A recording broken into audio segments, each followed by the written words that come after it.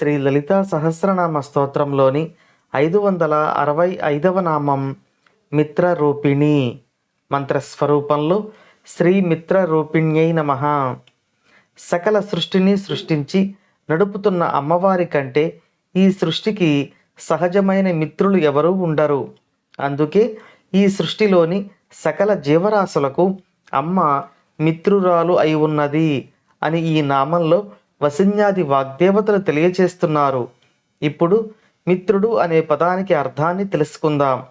మిత్రుడు అంటే మనకు మంచిని కోరేవాడు అని మనకు తెలుస్తుంది. మనందరి మంచిని కోరేవాడు పరమాత్మ ఒక్కడే.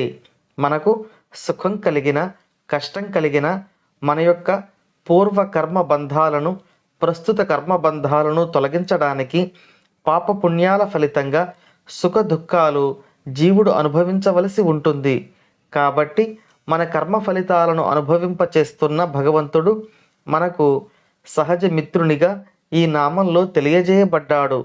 ఈ భూమి మీద నివసిస్తున్న మనందరికీ సూర్యుడు ప్రియమైన మిత్రునిగా దర్శనమిస్తాడు.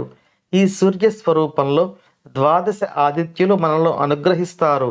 వారు మిత్ర, రవి, సూర్య, భాను, ఖగ, పూష, హిరణ్యగర్భ, మరీచి, ఆదిత్య, సవిత, అర్క, భాస్కరులు అనే రూపాలలో మనకు వారి అనుగ్రహాన్ని కలిగిస్తున్నారు.